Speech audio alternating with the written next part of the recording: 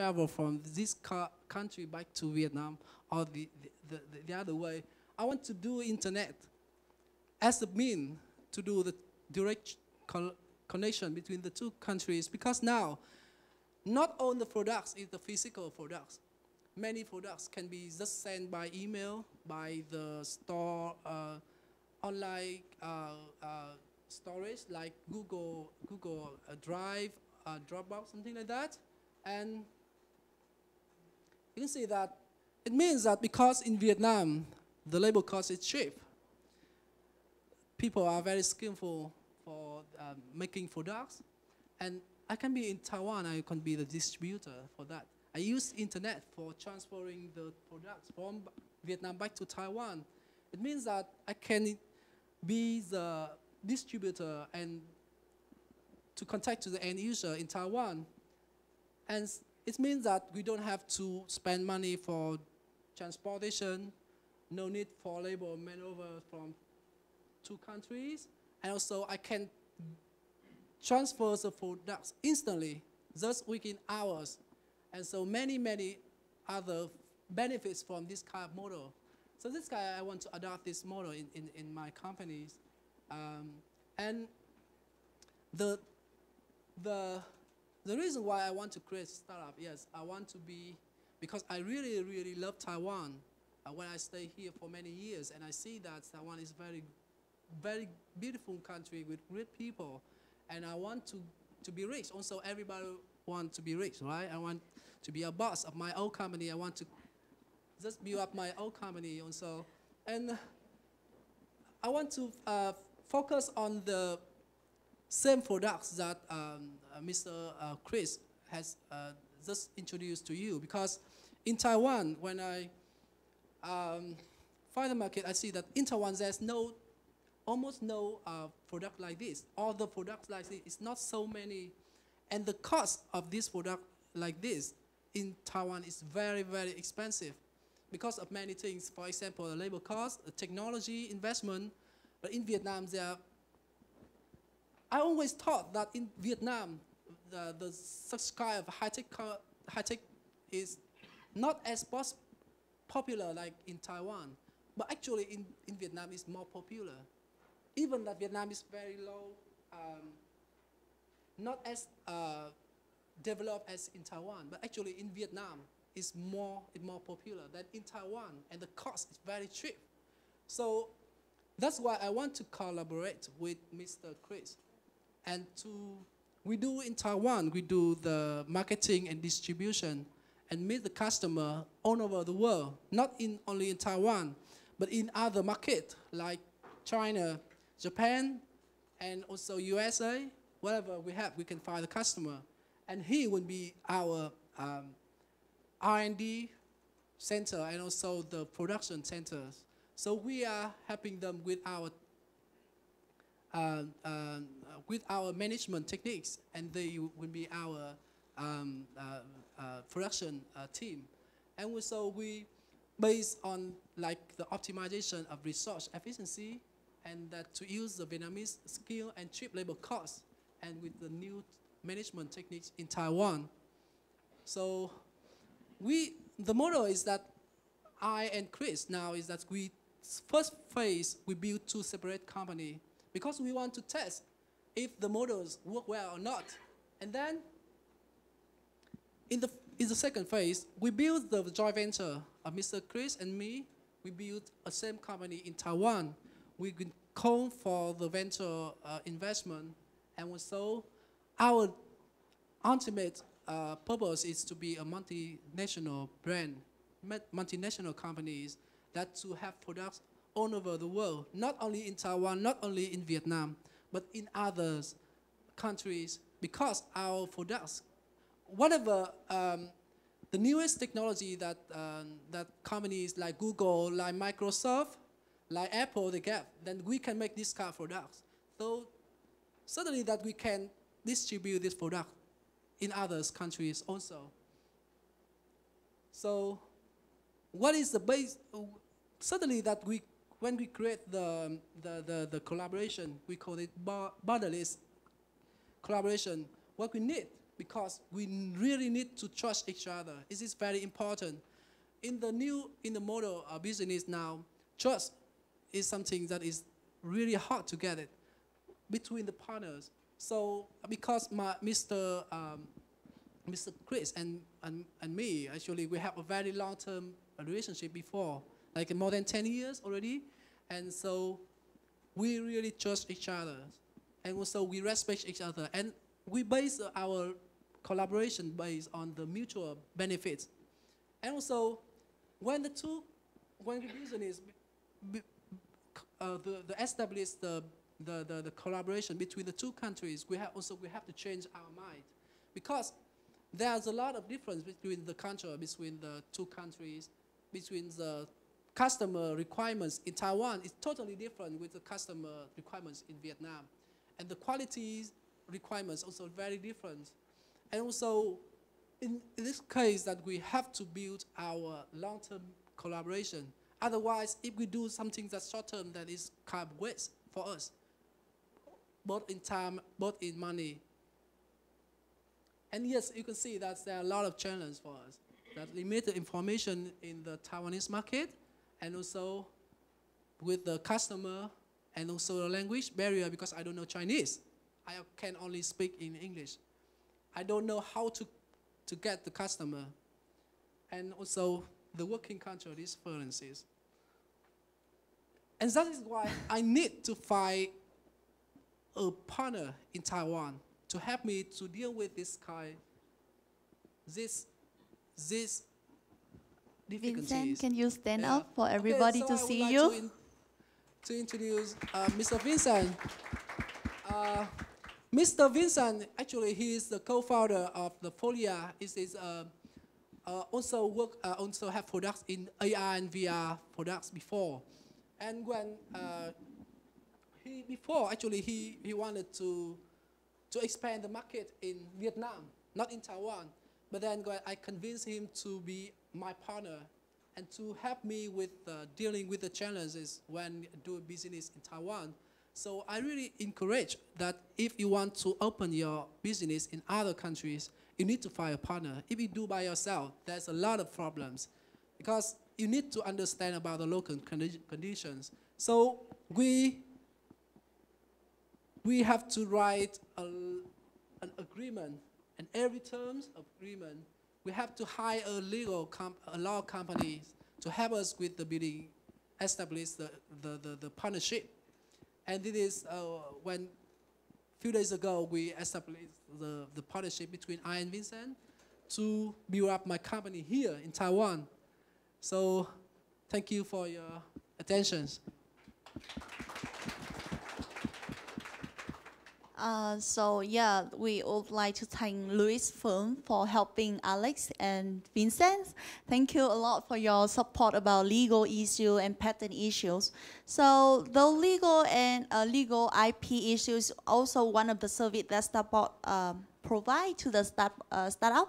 But later we will move to that part. But right now we would ask Alex about some of the questions, like what is the reason why you choose STARTBOARD? Why you come to STARTBOARD, and then what makes you choose STARTBOARD over the other incubator centers in Taiwan? Okay, actually I know STARTBOARD over one of my friends. They introduced STARTBOARD to me because I know that STARTBOARD, the purpose of STARTBOARD is to inviting the talents from other countries back to Taiwan to invest in Taiwan. So I think that it suits my needs. Because I want to invest in to open my business here in Taiwan. So I think that STARTBOARD is a very good place to join. And also I visit some others startup incubators in Taiwan, and I see that for STARTBOARD they work very hard and they work very efficient to help us to finish to fulfill our dreams to build our startup in Taiwan. So I really appreciate their efforts on that. Okay. Thank you very much. So audience, do you have any other questions? Yes.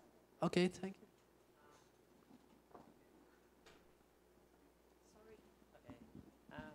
em nói tiếng Việt nhá. Okay.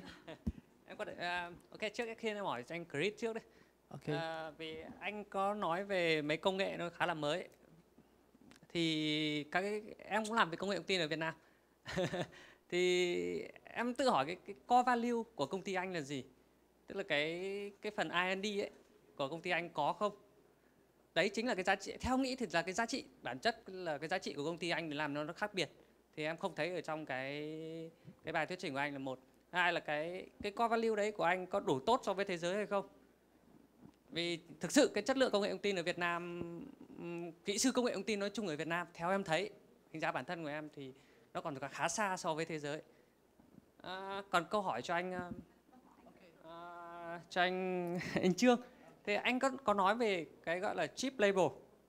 Chip label ấy thì theo em biết thì hiện tại nếu mà trong ngành công nghệ thông tin như anh đang muốn làm ấy, thì cái mức lương ở Việt Nam và Đài Loan nó không chênh nhau nữa. Thì nó không còn là chip nữa, không còn là lợi thế nữa. Thì anh sẽ đi thế nào với cái đấy? Okay, thank you so much. So I will have him to translate the Oh, maybe let me translate it so you can focus on your answer. So basically that your student, right? Oh yeah, from the student. He come up with very interesting question, which even me, I don't know how to translate exactly for you guys. So I will just mainly say that he wants to ask Chris about the core value of his company. So what is the core value that Chris believes he can expand the market? And because in the presentation, he didn't see any mention about core value, about the uniqueness that can make Chris so confident about his future plan. So he want to ask, so the core value from Chris' company compared to other, and because technologies and VR technology is something very complicated. It's not that easy. You can just, like McDonald's, you grab it and then you go. You need to develop about the R&D centers. So that is the questions mainly about it. And he come up with another questions for Alex company when Alex mentioned about the cheap labor. He say now in Vietnam, the salary of an engineer is quite same as Taiwan.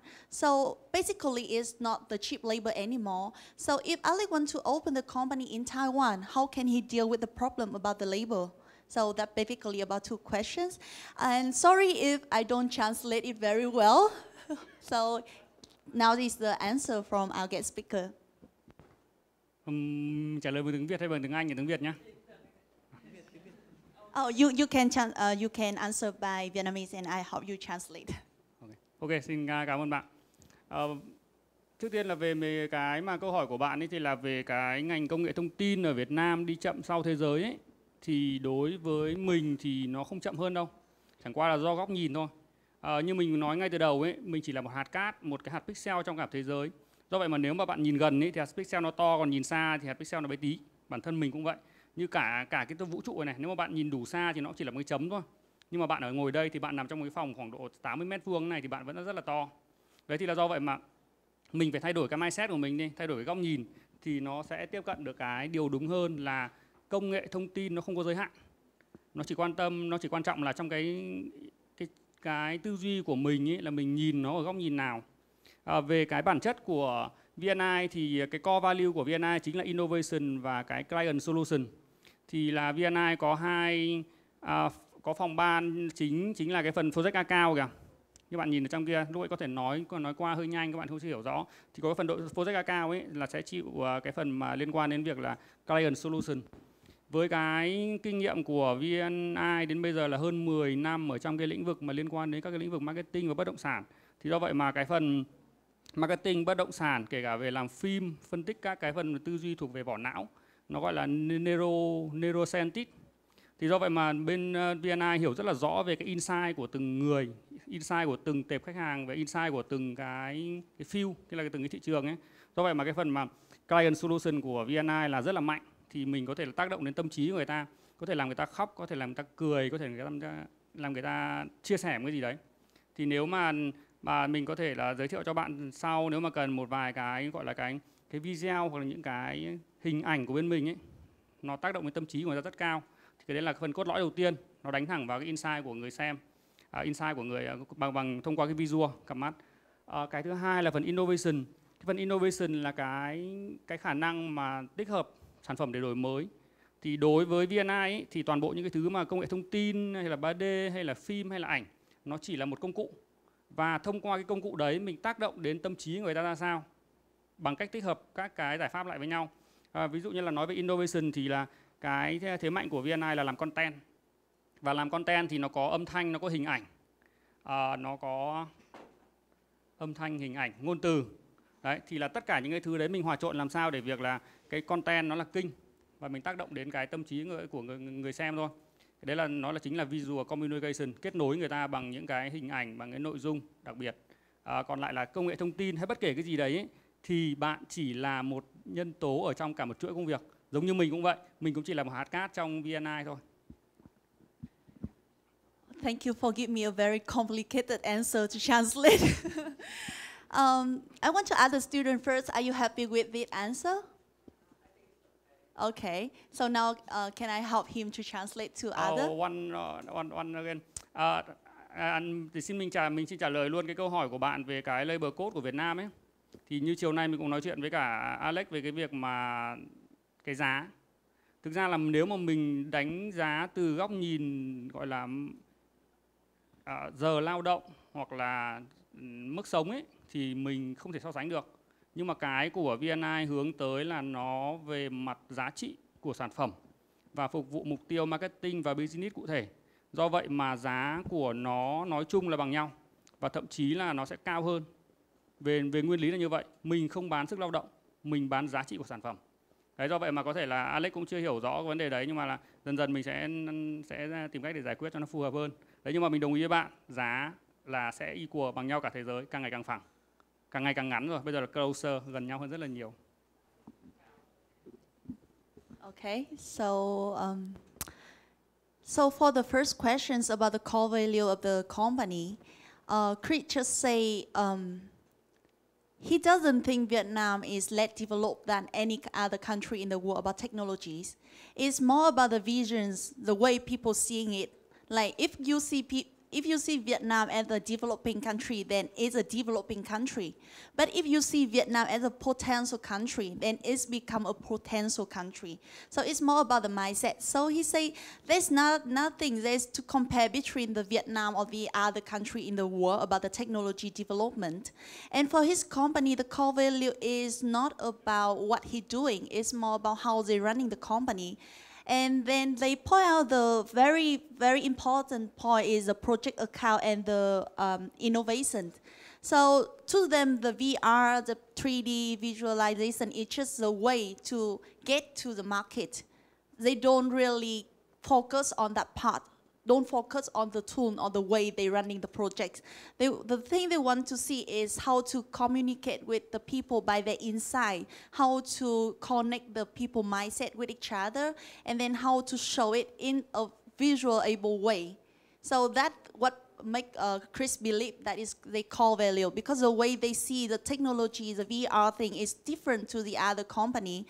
And then the R&D department is very strong, and that's the reason he say he believe his company can expand the market further.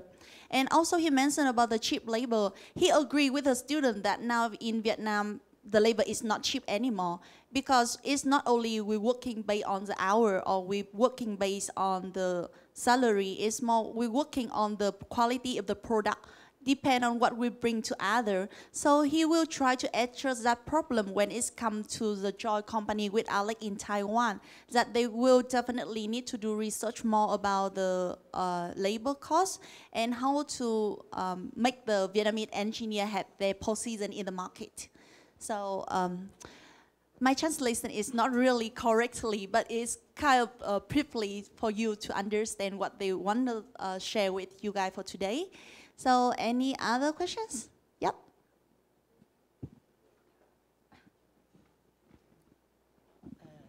Xin lỗi vì em sẽ hỏi bằng tiếng Việt vì nó hơi kỹ thuật một tí. Sorry, I will ask him in Vietnamese because I think the question is too technical to translate in English. Em thấy anh dự định là sẽ làm về cái AR, VR, về cái 3D vỏ não ấy ạ. từ máy quét 2D sang 3D thì em thấy nó khá giống cái câu chuyện là BIM, cái quá trình chuyển từ 2D BIM lên BIM hiện nay ở trong một lĩnh vực xây dựng. Thì em làm BIM ở Đài Loan được 5 năm rồi. Thì lúc đầu thì mọi người đều rất là trí tài, tức là rất là expect cái công nghệ BIM đấy khi mà chuyển từ 2D lên 3D, mà mọi người nghĩ rằng là cái này nó sẽ thành là một cái chìa khóa vạn năng có thể giải quyết mọi vấn đề tồn tại trong 2D hiện nay. Nhưng mà càng ngày càng dùng thì sẽ mọi người nhận ra rằng là cái BIM ấy nó hoàn toàn không giải quyết được những cái vấn đề mà người ta đang vướng mắc, vì nó không, tức là nó không được, gần như là nó không được thiết kế bởi những cái người mà trực tiếp làm việc, nó không giải quyết được những cái vấn đề đấy. Thế nên là nó quá là chuyên môn. Thế nên là, và thứ hai là những cái người đã làm người kỹ sư già rồi, họ rất là ngại chuyển từ 2D lên 3D. Thì cái câu chuyện là 3D bỏ nãy em nghĩ cũng tương tự, vì là cái lĩnh vực y tế là lĩnh vực quá chuyên nghiệp. Thì em không nghĩ rằng là cái người làm content 3D đấy có đủ trình, tức là có đủ năng lực để hiểu bác sĩ nói gì hay không. Vì công ty em là 30 năm chuyên làm bệnh viện thì cũng không thể hiểu nổi là bác sĩ đang nói cái gì, thiết bị thế nào. Tức là cái lĩnh vực nó quá là chuyên nghiệp rồi. Thì không hiểu là anh tại sao anh lại chọn một cái lĩnh vực quá là phức tạp như thế để làm và giải quyết cái độ chênh giữa kiến thức của hai bên như thế nào. Actually, I really want to give you guys the time to discuss about this problem, but as I said before, because of the language barrier, so I cannot translate the whole questions to the English, and also I cannot translate the whole answer to English too. So how about you guys save that questions for the social networking sessions that we have 45 minutes for that, and you totally can meet him in person and discuss about it.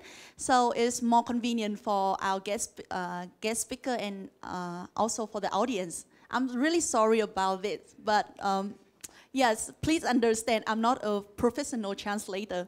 So maybe we should stop the story of VNI and Innovis here, because I have something more exciting to tell you guys later. So thank you, Chris. Thank you, Alex, for sharing your story. Thank you.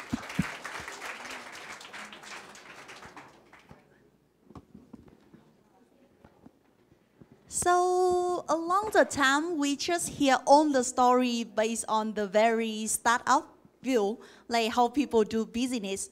But actually, startup isn't limited to the business only.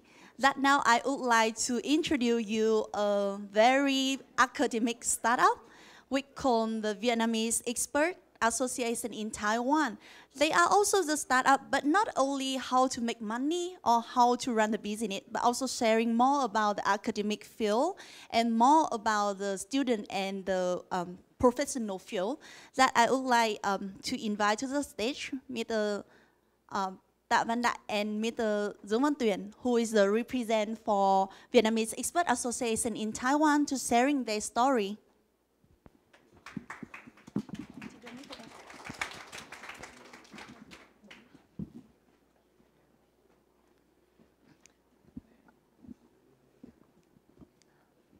Good evening, everyone. I hope you enjoyed the forum so far, and I will bring you more interesting idea about how to connect the people, how to collaborate between Taiwan and Vietnam, and also other countries, and also how we can develop together. So our association will be the Vietnamese Experts Association in Taiwan. Oh, sorry, that's one. This one. Okay. So briefly, first of all, thank you very much for STARTBOARD to organize a very good platform for us to discuss and explore and also understand others about the business and also academics. So I very briefly introduce about myself. I graduated from Taipei Medical University and doing my PhD over there for about 3 years, and then I doing the postdoc in the National Health Research Institute, and also I go back to my university to do another postdoc research fellow. And I work as the Assistant Secretary General for the Asian Health Literacy Association in on Asia community. And Hanoi University of Public Health invited me to be the international consultant, and also the other companies about the technologies, especially for the medical field. And I have them to connect with the Vietnamese hospital, and will explore the market over there. And right now I'm working for free as a vice president in the Vietnamese Experts Association in Taiwan. And this is very briefly about the construct of our associations, which we have a presidential board and advisor board, which in STARTBOARD you say mentor. So in our association we say it's advisory board, and we have very chief advisors. He's here, Mr. Vu Quốc Toan. Can you stand up? He's actually the vice ambassador from Vietnam. Yeah. And now he works as a representative for the BIDV Bank, a very big bank in my country, in Taiwan. And we have also the advisor from 12 divisions, which is over here. You can look through over it. And we also have a very strong team for the Secretary General Board and also the Executive Board. So in this Executive Board, we have in each division, we have a director, vice director, and also the secretary, and also member in, I say like N members, because now we have more than 300 members in our association throughout Taiwan. And this is, you can see that why we have this idea. Actually, at the first meeting, just only 5 members, like we have a student association, but after graduate, what they are going to do and where they are going to, and how to make them connect together and do business better, or even in the academic field. So we can connect them all together, but not just only one field. In Taiwan, you're very good at health, medicals, and also many other engineer, industries, many fields. So we gather all of the members throughout Taiwan and establish the association. And we are very lucky that we get the support from, firstly from the BIDV, and also Mr. Toan. It's a personal donor for our association, which we can start up this association. And we